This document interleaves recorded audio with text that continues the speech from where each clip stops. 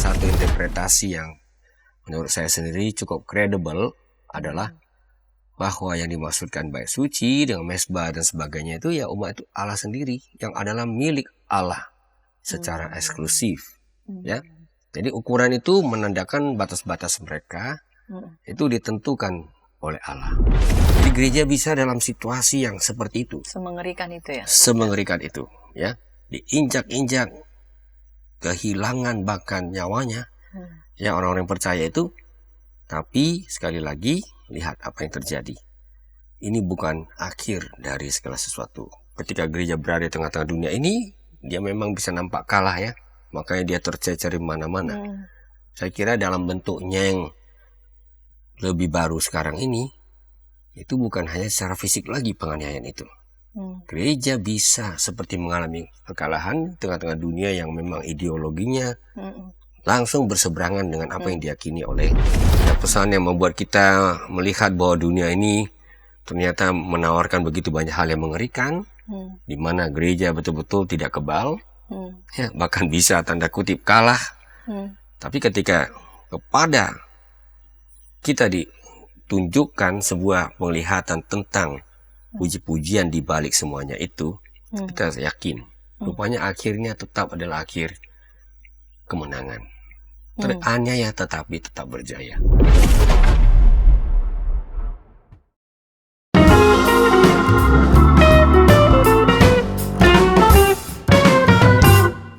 Sahabat YKB TV, sahabat Ngulik Alkitab, kita jumpa kembali dalam program Ngulik Alkitab. Program Ngulik Alkitab ini diselenggarakan sebagai media, sebagai sarana bagi kita membaca kitab suci dan menggali, menemukan setiap pesan yang sangat berharga, sangat berluhur dalam setiap teks yang kita ulik dan tentu saja melihat relevansinya untuk kehidupan kita sehari-hari.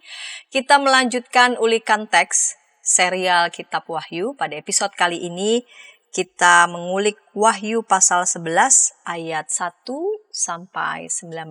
Wahyu 11 ayat 1 sampai 19. Saya sebagai pemandu percakapan, Pendeta Santiani Manurung. Dan yang akan menolong kita untuk mengulik teks Wahyu 11 ayat 1 sampai 19. Di teks ini ada dua perikop, dua saksi Allah dan sangkakala yang ketujuh, nyanyian puji-pujian para tua-tua. Yang akan menolong kita mengulik teks ini adalah Bapak Pendeta Anwar Chen PhD. Saya mau sapa dulu, salam jumpa kembali Bapak Pendeta Anwar Chen.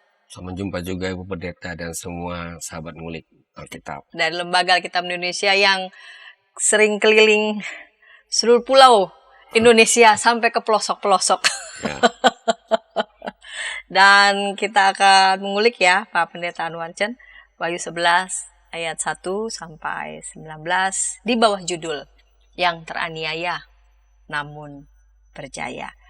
Kita mulai saja, Bapak Pendeta boleh memimpin kita dalam doa. Kita berdoa. Kami mohon tuntunan ya Roh Kudus supaya kami diberi hikmat untuk bisa Tuhan memahami firman-Mu.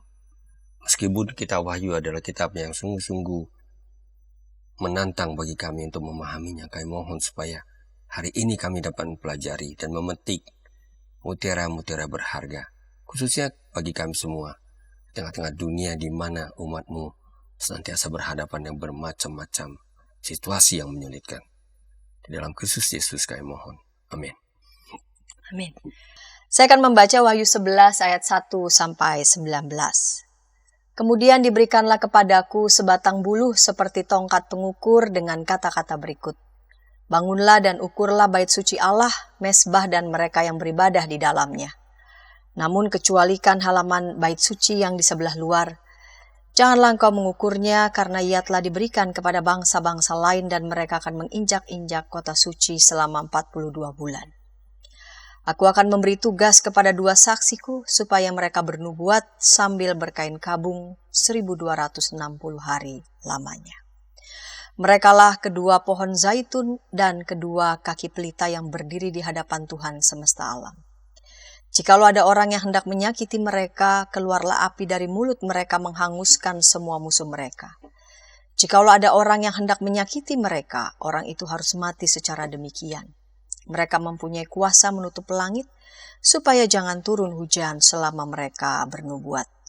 Mereka mempunyai kuasa atas segala air untuk mengubahnya menjadi darah dan untuk memukul bumi dengan segala jenis malapetaka setiap kali mereka menghendakinya. Bila mana mereka telah menyelesaikan kesaksian mereka, binatang yang muncul dari jurang maut akan memerangi mereka, mengalahkan dan membunuh mereka. Mayat mereka akan terletak di jalan raya kota besar yang secara simbolis disebut Sodom dan Mesir, tempat Tuhan mereka juga disalibkan. Orang-orang dari segala bangsa, suku, bahasa, dan umat melihat mayat mereka selama 3,5 hari, dan orang-orang itu tidak memperbolehkan mayat mereka dikuburkan. Mereka yang tinggal di bumi bergembira atas mereka itu dan berpesta dan saling mengirim hadiah, karena kedua nabi itu telah merupakan siksaan bagi semua orang yang tinggal di bumi. 3,5 hari kemudian masuklah roh kehidupan dari Allah ke dalam mereka, sehingga mereka bangkit dan semua orang yang melihat mereka menjadi sangat takut. Lalu kedua nabi itu mendengar suatu suara yang nyaring dari surga berkata kepada mereka, "Naiklah kemari." Lalu naiklah mereka ke surga di seluruh bumi awan, disaksikan oleh musuh-musuh mereka. Pada saat itu terjadilah gempa bumi yang dahsyat dan 1/10 bagian dari kota itu roboh. Dan 7.000 orang mati oleh gempa bumi itu dan orang-orang lain sangat ketakutan. Lalu memuliakan Allah yang di surga. Celaka yang kedua sudah lewat. Lihatlah, celaka yang ketiga segera menyusul. Lalu malaikat yang ketujuh meniup sangkakalanya dan terdengarlah suara-suara nyaring di dalam surga, katanya, "Pemerintahan atas dunia dipegang oleh Tuhan kita dan Dia yang diurapinya dan Ia akan memerintah sebagai Raja sampai selama-lamanya." Ke-24 tua-tua yang duduk di hadapan Allah di atas tahta mereka sujud dan menyembah Allah sambil berkata, "Kami mengucap syukur kepadamu ya Tuhan Allah yang Maha Kuasa, yang ada dan yang sudah ada karena Engkau telah memangku kuasamu yang besar dan telah mulai memerintah sebagai Raja. Semua bangsa telah marah, tetapi telah datang amarahmu dan saat untuk menghakimi orang-orang mati dan untuk memberi upah kepada hamba-hambamu, nabi-nabi dan orang-orang kudus, dan kepada mereka yang takut akan namamu, kepada orang-orang kecil dan orang-orang besar, dan untuk membinasakan siapa saja yang membinasakan bumi." Lalu terbukalah bait suci Allah yang di surga, dan kelihatanlah tabut perjanjiannya di dalam bait suci itu, dan kilat pun memancar, bunyi guruh menderu, dan terjadilah gempa bumi dan hujan es lebat. Baik Pak Pendeta, kita mulai. Saya sudah membaca Wahyu 11 ayat 1-19, mulai mengawali segmen pertama ini dengan mengajak kita untuk melihat ayat pertama dan ayat kedua. "Kemudian diberikanlah kepadaku sebatang buluh seperti tongkat pengukur dengan kata-kata berikut, bangunlah dan ukurlah bait suci Allah, mesbah dan mereka yang beribadah di dalamnya, namun kecualikan halaman bait suci yang di sebelah luar. Janganlah engkau mengukurnya, karena ia telah diberikan kepada bangsa-bangsa lain dan mereka akan menginjak-injak kota suci selama 42 bulan. Ini ada semacam instruksi untuk bangun mengukur bait suci. Lalu ada beberapa hal lain yang disampaikan. Ini sebetulnya apa yang mau disampaikan? Hal yang sifatnya metaforis, metafora, atau sebetulnya apa ini Pak Pendeta? Apa memang menyuruh untuk bangun, ukur kitab suci Ya, secara memang ini harafiah? Seperti yang kita tentu sudah alami ya ketika membaca kitab Wahyu, ada banyak teka-teki mengenai berbagai simbol di dalamnya. Nah, untuk umat Allah ada beberapa simbol. Bait suci termasuk adalah simbolnya. Kemudian kaki dian, itu juga adalah simbol dari umat Allah. Nah, dalam konteks yang kita baca barusan tadi, itu bait suci itu memang menyimbolkan umat Allah itu sendiri ya. Nah, kenapa diukur? Biasanya ya mirip-mirip kita sekarang lah, kalau kita ngukur tanah itu berarti itu milik kita kan gitu ya, akan jadi milik kita. Jadi ya tentu salah satu interpretasi yang menurut saya sendiri cukup kredibel adalah bahwa yang dimaksudkan bait suci dengan mesbah dan sebagainya itu ya umat itu Allah sendiri yang adalah milik Allah secara eksklusif ya. Jadi ukuran itu menandakan batas-batas mereka itu ditentukan oleh Allah. Nah, meskipun demikian tersedia tetap ruang terbuka di mana umat Allah sendiri itu ternyata tidak kebal terhadap penganiayaan dan kekerasan. Inilah ruang bagi bangsa-bangsa lain itu maksudnya. Sehingga bangsa-bangsa lain yang katakanlah mereka akan menginjak-injak melawan kota suci itu ya. menginjak-injak kota suci. Kota suci sendiri juga sering sekali menyimbolkan umat Allah itu sendiri. Ya. Jadi sebenarnya ini mau mengatakan kepada kita, kitab ini memang ditulis untuk umat yang sedang teraniaya gitu. Nah, yang menganiaya itu siapa? Ya, bangsa-bangsa lain tadi, yang sekaligus merupakan lawan Tuhan dan lawan Mesiasnya. Ya, jadi itu yang kita baca ya. Memang kalau kita pelajari secara detail, kita juga tidak boleh membaca kitab Wahyu secara alegoris. Sehingga setiap bagiannya kita yakini punya makna berbeda. Kita memang perlu rincian itu, tapi rincian itu harus lihat secara keseluruhan ya. Supaya kita tidak terjebak untuk berspekulasi terlalu jauh. Jadi ini antara lain yang mau dikatakan. Nah, kenapa 42 bulan misalnya? Betul. Kan begitu ya. Itu ada kaitannya dengan apa yang dilihat oleh Daniel. Pasal 7 misalnya, pasal 9, 12 dan lain-lain. Karena di situ ini kan kitab apokaliptik ya. Berarti yang berbicara tentang akhir zaman. Di saat terakhir zaman itu disadari dunia ini ternyata begitu buruk. Kekuatan-kekuatan satanis sepertinya menang. Dan umat Allah malah kelihatannya kalah, terpuruk. Dalam konteks seperti itulah orang berharap supaya ada intervensi ilahi. Nah, sama seperti di kitab Daniel, tentu latar belakang historisnya adalah penganiayaan juga yang dilakukan oleh imperium-imperium. Ya, dan khususnya oleh seorang raja ya, yang memang ya menindas umat beriman pada waktu itu. Di situ angka 42 bulan atau setara dengan 3,5 tahun. 1 masa, 2 masa, setengah masa, itu istilahnya kalau kita pakai. Ya, itu mirip sekali mengingatkan kita kembali kepada malapetaka di zaman Elia. Kemarau berlangsung kira-kira 3,5 tahun. Dan juga mengingatkan kita kembali kepada pengembaraan di gurun. Nah, umat Israel yang mengembara di sana itu dengan segala suka dukanya, lebih banyak duka ya sebenarnya, itu ada 42 perhentian di situ. Jadi luar biasa ya. Ini Yohanes yang melihat itu, yang diizinkan Tuhan untuk melihat tentang dunia yang lain itu, tentang masa depan, itu menjalin apa yang dia lihat dengan apa yang benar-benar dikenal dari zaman perjanjian lama. Sehingga firman Tuhannya itu tidak hanya semacam wahyu yang langsung turun, tapi juga wahyu yang memang punya kaitan dengan ya, penglihatan yang serupa atau pengalaman-pengalaman umat Tuhan yang serupa di zaman lalu. Nah, kalau begitu bagaimana kita memahami ini? Kita tidak boleh terlalu harfiah juga di sini. Kalau disebut 3,5 tahun atau 42 bulan atau 1260 hari, nah itu dia ya. Itu tidak boleh kita mengerti hanya secara harfiah. Itu mau mengatakan ada batas waktunya bahwa umat Tuhan itu teraniaya. Jadi kalau sampai kepada kesimpulan umum seperti itu, sudah cukup untuk sebuah interpretasi terhadap kitab Wahyu yang sangat sulit ini. Ya, misalnya ada seorang ahli yang mengatakan itu adalah the time of the church. Kalau disebut the time of the church adalah bagaimana gereja hadir, bersaksi, kemudian teraniaya. Tapi toh semuanya ada batasnya. Nah, bahkan disebutkan itu adalah waktu ketika gereja teraniaya itu hidup sebagai saksi sampai mati, martyrdom. Ya, tapi seperti yang terjadi di padang gurun, Tuhan toh tidak tinggal diam. Tuhan yang diyakini sebagai yang memegang sejarah ini, itu yang juga akan bersama dengan mereka berintervensi, campur tangan.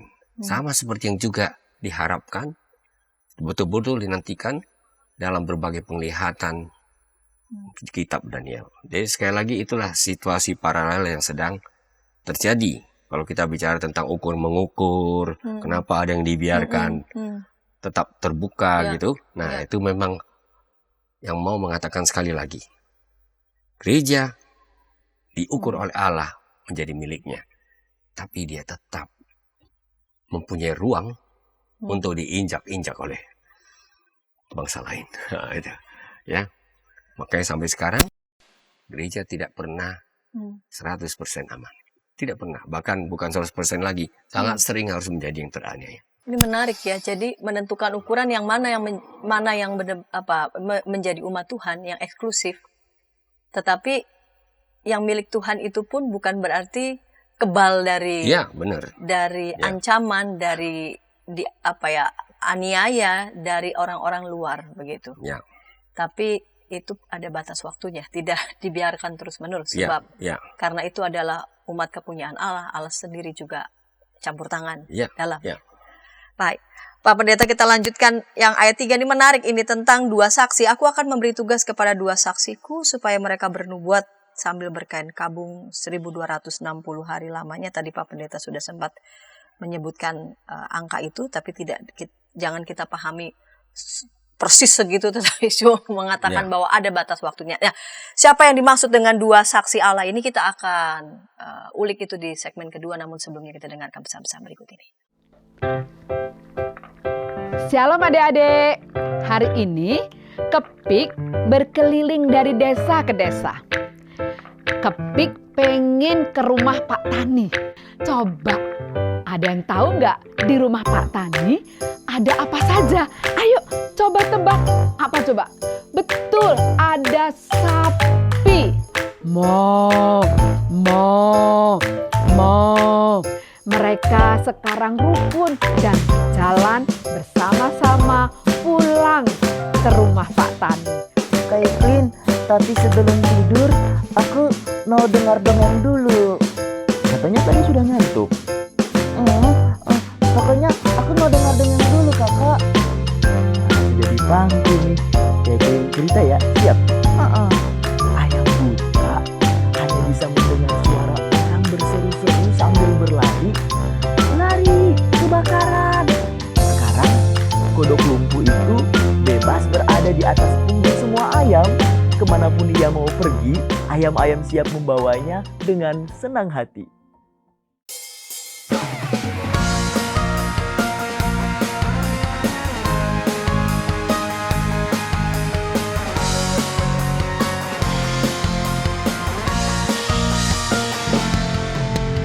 Hormat pada orang tua, menyayangi binatang, rajin ke sekolah minggu, selalu giat belajar, tidak membedakan orang, semua dijadikan sahabat, dipercaya oleh guru-guru di sekolah. Kiki dan Gigi, sahabat yang baik, gembira menolong siapapun, membela yang lemah, menegur yang salah. Kiki dan Gigi, sahabat yang asyik. Hai kiddos. Ku datang dan Inci, betul. Kodok lumpuh dan ayam buta. Kiddy time.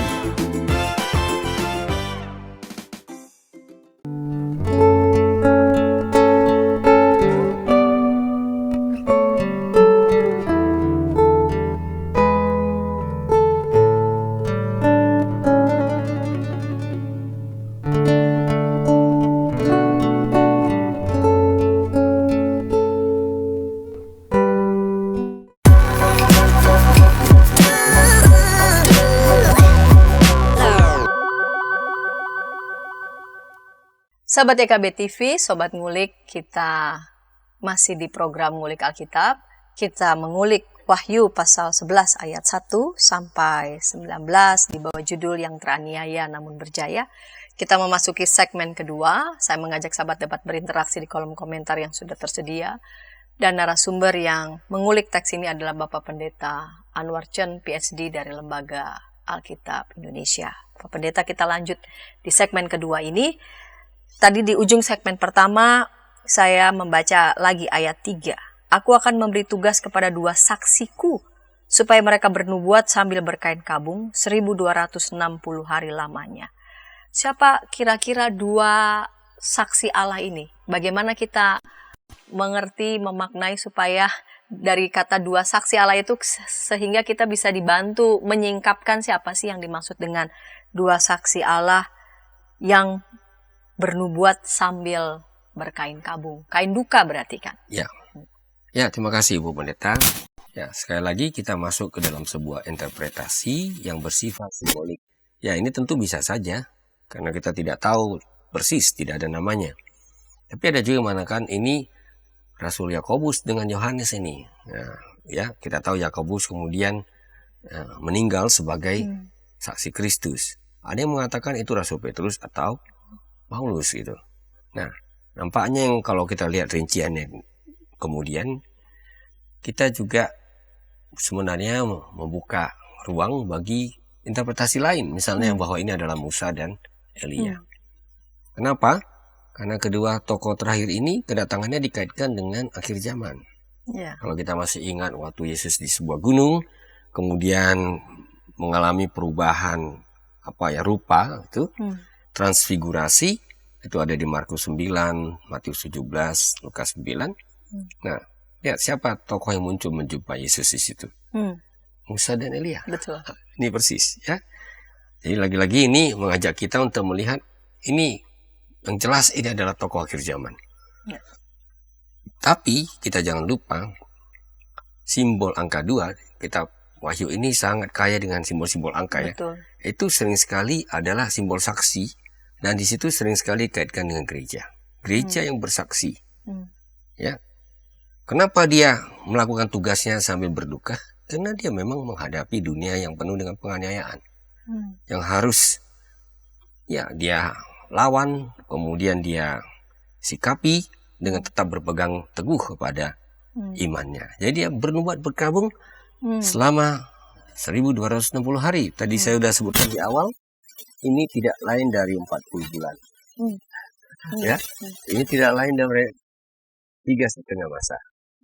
Jadi semua angka simbolik ini masih merupakan sebuah jalinan simbolik yang membuat kita mengerti, ya, mereka tetap bersaksi, mereka akan menderita dalam tugas itu, tapi semua ada batasnya, ada batas waktunya. Nah, itu yang saya kira perlu kita pahami ketika kita bicara tentang gereja sebagai saksi Allah. Dan tentu ada juga penafsir Alkitab yang mengatakan dari segi komunal gereja sebagai saksi Allah. Boleh juga dua tokoh itu adalah betul-betul dua tokoh yang pernah hidup di zaman itu. Tapi kita tidak tahu siapa namanya. Yang jelas dia tokoh yang mewakili gereja. Untuk bernubuat. Apa yang dinubuatkan? Ya, artinya dia mengusung pesan kenabian. Dan pesan kenabian itu seperti kita tahu, nanti tentu ada dua hal. Kalau Nabi bernubuat itu bisa bicara tentang keadilan Allah, tentang penghakiman, tentang penghukuman pada waktu yang sama. Dan itu sebenarnya yang juga dilakukan oleh gereja, karena dia dalam tugasnya di tengah-tengah dunia ini, dia berhadapan dengan kekuatan-kekuatan imperium, Betul. seperti juga yang dihadapi oleh Musa di zaman lalu atau Elia di zamannya. Semua masih seperti itu ya. Jadi ada gema yang sangat jelas antara apa yang dialami oleh hamba-hamba Tuhan ini dengan apa yang dihadapi oleh gereja di zaman kitab Wahyu dan tentu juga di zaman sekarang. Selalu berhadapan dengan kekuatan-kekuatan yang sebenarnya secara politis atau militer lebih kuat dari dirinya. Nah, ini dia, saya rasa penting kita amati gema-gema hubungan tekstual ini yang ada di dalam bacaan kita hari ini. Saya lanjut ya, Bapak Pendeta. Ayat selanjutnya ini juga menarik menurut saya ini. Merekalah kedua pohon zaitun dan kedua kaki pelita yang berdiri di hadapan Tuhan semesta alam. Jikalau ada orang yang hendak menyakiti mereka, keluarlah api dari mulut mereka menghanguskan semua musuh mereka. Jikalau ada orang yang hendak menyakiti mereka, orang itu harus mati secara demikian. Mereka mempunyai kuasa menutup langit supaya jangan turun hujan selama mereka bernubuat. Mereka mempunyai kuasa atas segala air untuk mengubahnya menjadi darah dan untuk memukul bumi dengan segala jenis malapetaka setiap kali mereka menghendakinya. Tadi Pak Pendeta sudah menyebutkan ada dua tokoh besar, yaitu Musa dan Elia. Ketika saya membaca ayat 6 dan ayat 7, saya juga teringat ini pada Musa dan Elia. Ini apa maknanya? Apa memang betul ya, walaupun ya bisa saja ada beberapa figur ya bisa dipadankan gitu. Apakah ini juga mengingatkan pada apa yang juga pernah dialami oleh para nabi sebelumnya? Ya jelas ya. Elia pernah diminta Tuhan menutup langit sehingga terjadi kemarau. Waktunya sama, kira-kira 3,5 tahun. Begitu juga Musa, kita masih ingat ya pengalaman dia bertemu dengan Firaun. Ya, dia tentu saja hadir untuk menunjukkan kuasa Tuhan, tapi pada waktu yang sama juga untuk menunjukkan kuasa Tuhan dalam bentuk malapetaka. Nah, ini dia. Jadi, ya mengubah air jadi darah, bukankah itu salah satu tulah yang terjadi di Mesir?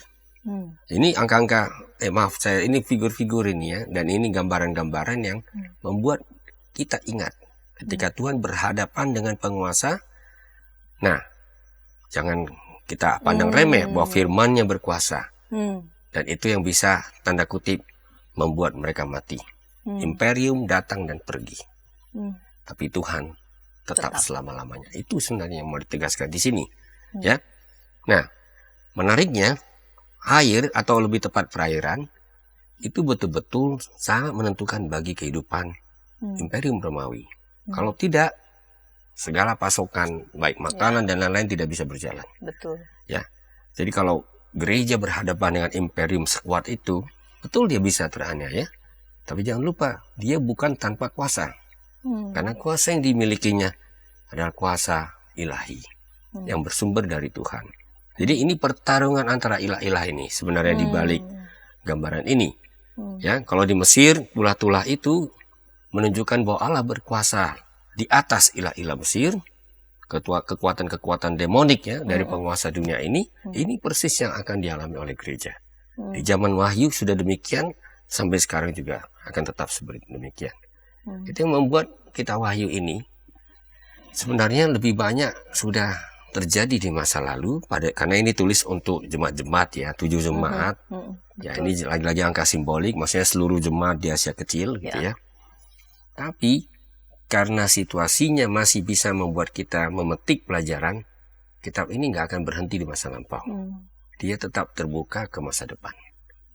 Walaupun sekali lagi saya ingatkan, kita jangan berspekulasi untuk mencari segala rincian yang spesifik tentang masa depan itu. Itu saja. Tapi kalau gambaran pesannya itu amat jelas. Terbuka, ya. Terbuka. Bahkan pada apa yang nanti ya, makanya sampai sekarang, ya, benar. Sampai sekarang pun kita punya situasi yang sama. Gereja pada dasarnya berhadapan dengan kekuatan-kekuatan demonik. Ya, dan di balik kekuatan itu sering sekali ada figur-figur penguasa. Ya, yang datang dan tapi juga pergi. Ya, datang dan pergi, benar. Ya. Tetapi kekuatan Allah itu tetap. Ya. Ini menarik juga di ayat selanjutnya, Pak Pendeta. Bila mana mereka telah menyelesaikan kesaksian mereka, binatang yang muncul dari jurang maut akan memerangi mereka, mengalahkan dan membunuh mereka. Mayat mereka akan terletak di jalan raya kota besar yang secara simbolis disebut Sodom dan Mesir, tempat Tuhan mereka juga disalibkan. Dan selanjutnya ayat 9, lalu kemudian ayat 10. Ini mau bicara tentang apa ini? Banyak ada tentang kematian, lalu kemudian binatang yang muncul dari jurang maut. Ini mau mengatakan tentang apa? Mau menggambarkan tentang kondisi seperti apa yang dialami oleh umat milik Tuhan ini? Ya, binatang itu tentu saja beberapa kali ya muncul dalam kitab Wahyu. Ini yang pertama kali di pasal 11 ini.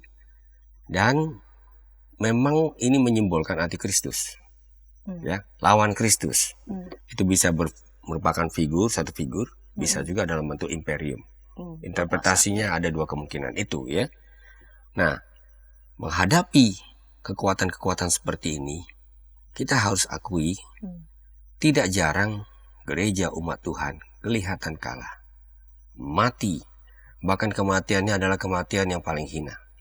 Jadi kalau zaman dulu kalau sampai ya mayat tidak dikubur, dibiarkan seperti saja, itu artinya ini betul-betul ya yang sampah lah seperti itu. Jadi gereja bisa dalam situasi yang seperti itu, Semengerikan itu ya. semengerikan itu, ya, diinjak-injak, kehilangan bahkan nyawanya, ya orang-orang percaya itu.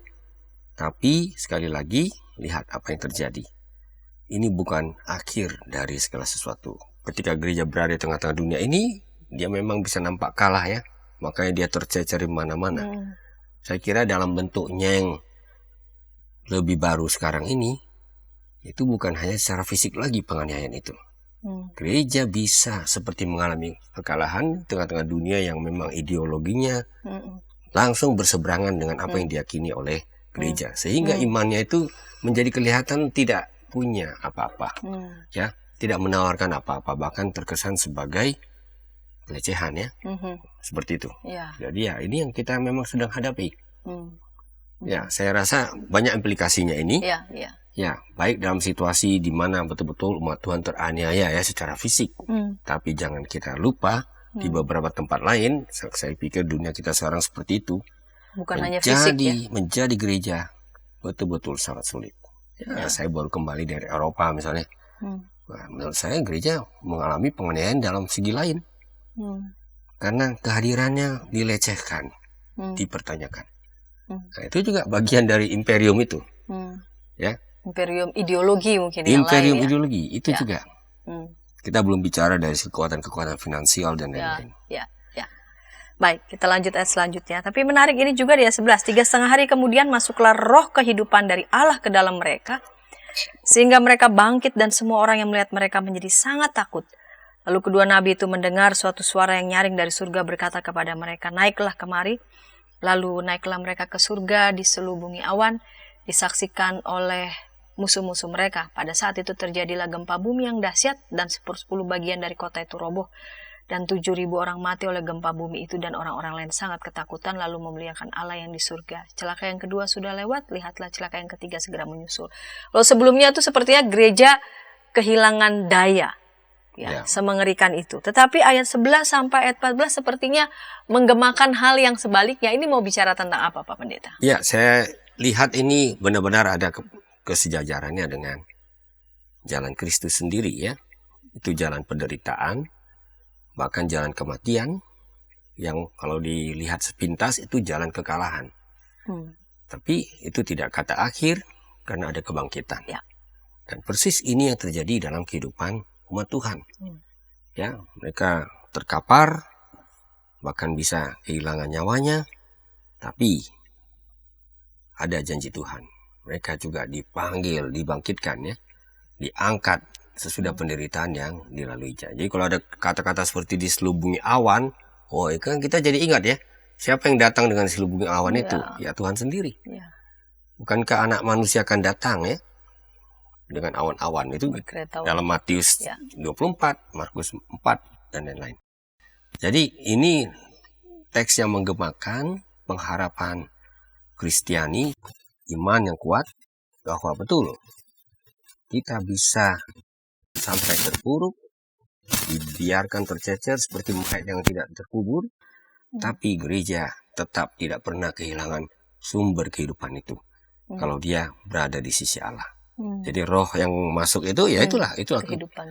Roh kehidupan itu yang Tuhan berikan kepada gereja supaya dia bisa bangkit dan bahkan mengalami pengangkatan dari situasinya yang terpuruk. Nah, setelah itu baru ya, ini kita bicara tentang visi akhir zaman ya.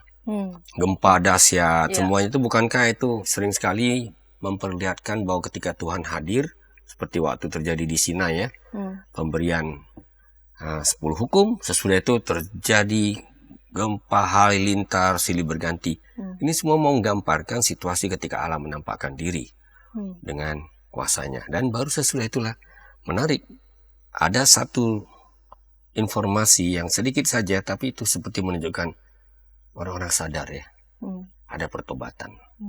Di kitab Wahyu ini mungkin salah satunya referensi yang menunjukkan bahwa dalam situasi yang penuh dengan malapetaka ini, ada juga kesempatan untuk pertobatan. Karena kebanyakan nadanya itu justru mengatakan tidak ada lagi waktunya. Ini sudah sangat dekat, semuanya akan lenyap. Bagi mereka yang tidak mau ikut dalam rombongan Ya. Tuhan dan malaikatnya. Nah, ini situasi yang saya kira perlu kita renungkan ya.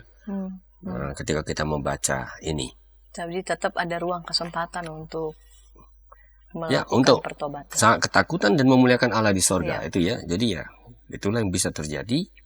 Dan kadang-kadang dalam bentuk yang kecil-kecil, kita masih dapat menyimaknya. Misalnya kalau terjadi malapetaka luar biasa besar, itu dunia seperti tersentak ya. Ada sesuatu di balik malapetaka ini. Pesan apa yang mau disimak? Walaupun ini berbeda, ini hal-hal seperti inilah yang menggemakan apa yang dibayangkan di dalam ya ayat tadi ya. Jadi bumi bisa begitu goncang sampai semua ketakutan. Tapi mereka melihat ternyata ada kekuatan Allah. Baik Pak Pendeta, ini ada ayat 15 sampai ayat 19, kita akan ulik segmen ketiga dan tentu saja melihat relevansinya dari dua perikop ini, kita akan ulik segmen ketiga, namun sebelumnya kita dengarkan pesan-pesan berikut ini. Shalom adik-adik, hari ini Kepik berkeliling dari desa ke desa. Kepik pengen ke rumah Pak Tani. Coba, ada yang tahu nggak di rumah Pak Tani ada apa saja? Ayo coba tebak. Apa coba? Betul, ada sapi. Mo. Mereka sekarang rukun dan jalan bersama-sama pulang ke rumah Pak Tani. Kak Evelyn, tapi sebelum tidur aku mau dengar dongeng dulu. Katanya tadi sudah ngantuk. Pokoknya aku mau dengar dongeng dulu kakak. Jadi pangku nih. Kayak cerita ya, siap? Ayam buta hanya bisa mendengar suara orang berseru-seru sambil berlari. Lari, kebakaran. Sekarang kodok lumpuh itu bebas berada di atas punggung semua ayam. Kemanapun ia mau pergi, ayam-ayam siap membawanya dengan senang hati.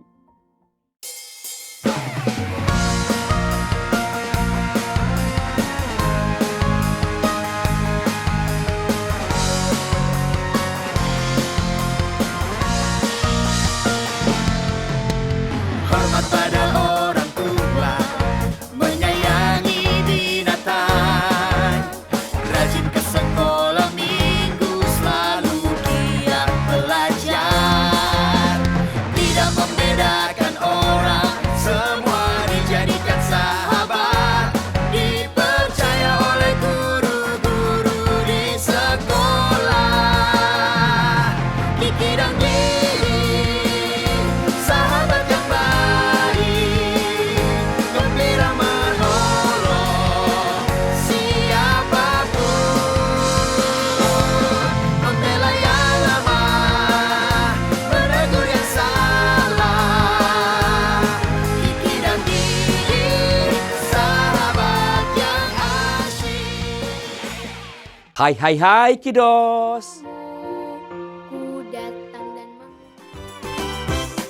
Inci, betul. Kodok lumpuh dan ayam buta. Kidi Time.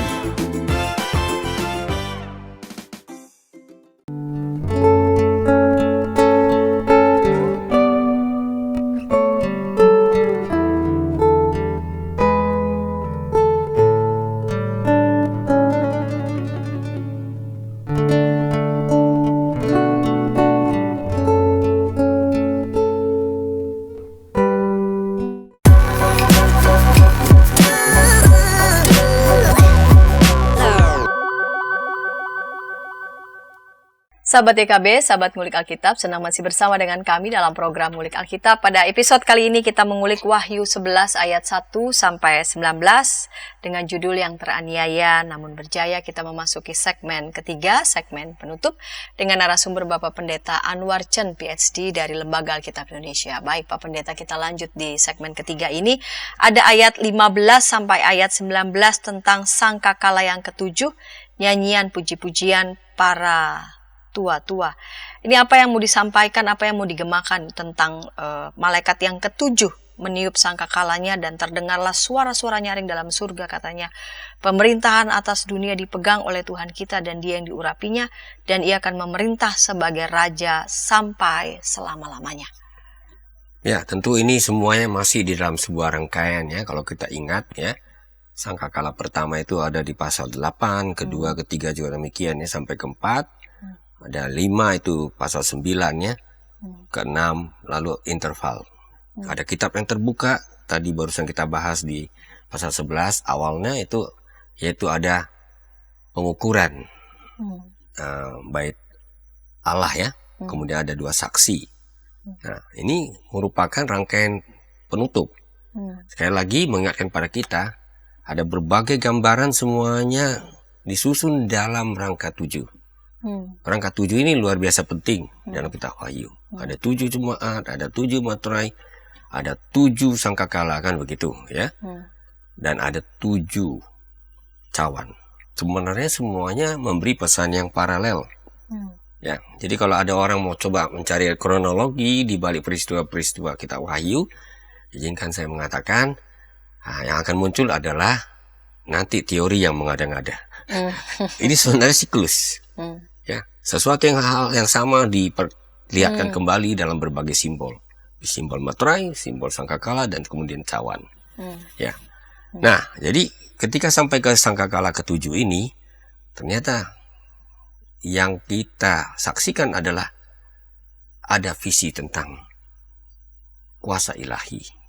Dan itulah yang dinyanyikan oleh penghuni surga. Dan dalam penghuni surga itu tentu kita melihat situ ada tua-tua ya. Iya, 24 tua-tua yang duduk di hadapan Allah. Ya. Dan lagi-lagi 24 ini kita ingat kembali ya, simbol dalam kitab Wahyu. 24 itu adalah 2 kali 12. Ya. Kita tahu ya, suku Israel ada 12. Itu umat Allah di zaman perjanjian lama. Dan Yesus juga tidak sembarangan memanggil 12 murid, karena memang sengaja secara simbolik ingin mengatakan ini umat Allah yang baru. Dengan kata lain, ini mau mengatakan totalitas umat Allah. Ya, jadi totalitas umat Allah ini yang tentu bisa teraniaya, tapi kemudian bisa berjaya karena Tuhan beserta dengan dia. Inilah yang nanti akan merayakan, menaikkan pujian kepada Allah yang diyakini sebagai penguasa ya, yang bisa memegang kuasa pemerintahan atas dunia ini sebagai raja selama-lamanya. Nah ini jadi sangat menarik ya. Ada pesan yang membuat kita melihat bahwa dunia ini ternyata menawarkan begitu banyak hal yang mengerikan, di mana gereja betul-betul tidak kebal, ya, bahkan bisa tanda kutip kalah. Tapi ketika kepada kita ditunjukkan sebuah penglihatan tentang puji-pujian di balik semuanya itu, kita yakin rupanya akhirnya tetap adalah akhir kemenangan. Teraniaya tetapi tetap berjaya. Itu ya. Nah, jadi di sangkakala 7 ini nadanya sangat positif, karena di situ betul umat Tuhan berhadapan dengan musuh-musuhnya. Ya, musuh-musuhnya juga ternyata merupakan orang-orang yang melawan dia. Tapi pada akhirnya Tuhan akan menang.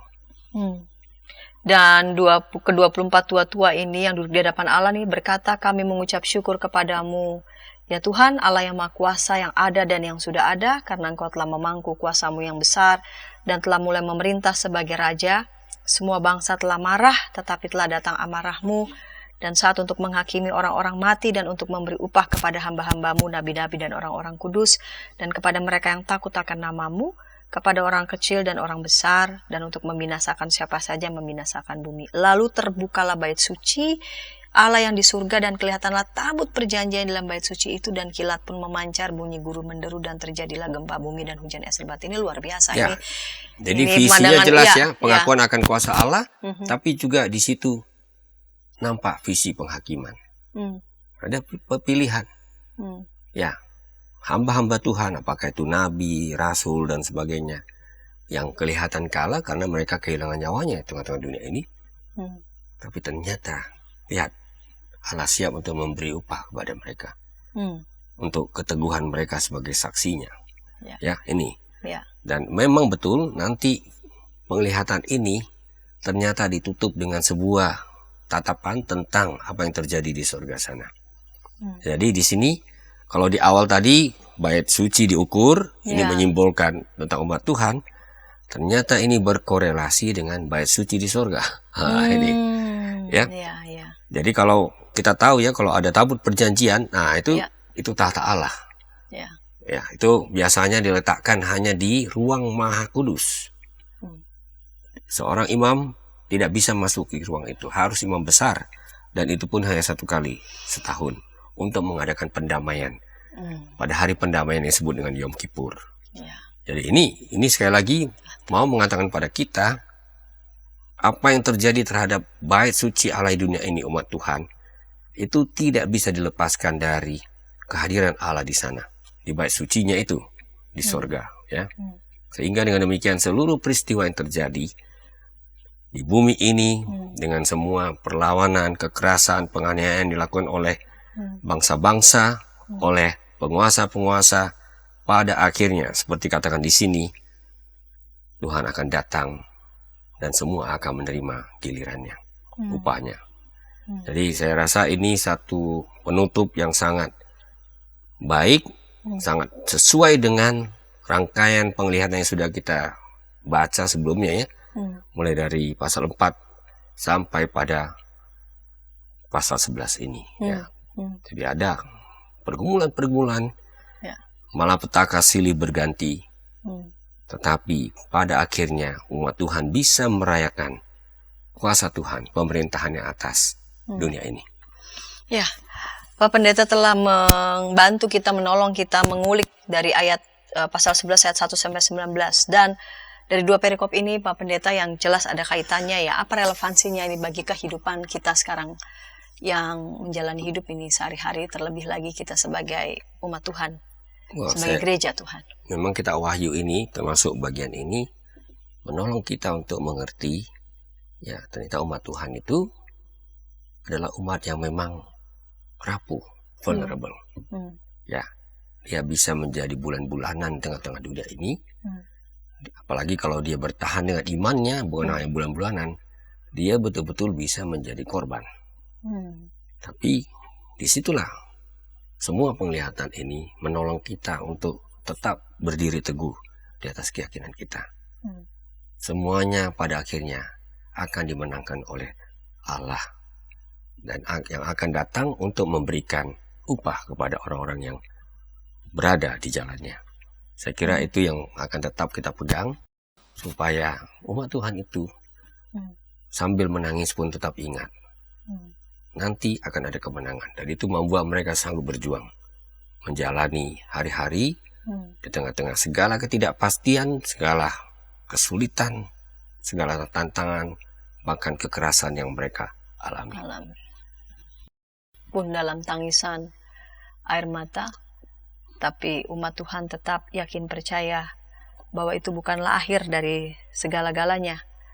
Ya, penderitaan ya bisa datang pergi lewat berbagai macam, entah itu lewat figur satu orang atau penguasa, apapun yang muncul, tetapi hanya satu yang pasti, yaitu Allah yang beserta dengan kita, yang teraniaya namun tetap berjaya. Baik Pak Pendeta Anwarchen, boleh telah bersedia mengulik pada episode kali ini Wahyu 11 ayat 1 sampai 19, dan tayangan ini ketika boleh memberkati sahabat dapat membagikannya kepada sebanyak mungkin orang, dan dapat menekan tombol like maupun subscribe sehingga boleh mendapatkan update dari tayangan YKB TV. Kita akan menutup dalam doa. Mari Pak Pendeta dapat memimpin kita dalam doa. Sahabat ngulik, mari kita bersatu dalam doa. Sekali lagi ya Tuhan, kami membuka hati kami untuk melihat bagaimana Engkau bekerja tengah-tengah dunia ini. Melalui hamba-Mu Yohanes di tempat yang terasing di Pulau Patmos, Engkau tunjukkan kepada kami pertarungan demi pertarungan yang berlangsung dunia ini. Tetapi Engkau meyakinkan kami adalah bait-Mu. Engkau melindungi kami, Engkau mau memberi batas-batas, sehingga walaupun kami tengah-tengah dunia ini tidak lepas dari berbagai bentuk kekerasan, penganiayaan, penderitaan, tapi Engkau sungguh menjanjikan kepada kami sebuah kemenangan. Dan kiranya itu membuat kami tidak menjadi lemah, terus berjuang meyakini bahwa kalau kami berada di jalan-Mu, pada akhirnya meskipun kami bisa menjadi orang-orang yang teraniaya oleh dunia ini, tapi kami akan berjaya bersama dengan Kristus. Terpujilah Engkau ya Tuhan, dalam Yesus Kristus. Amin. Amin.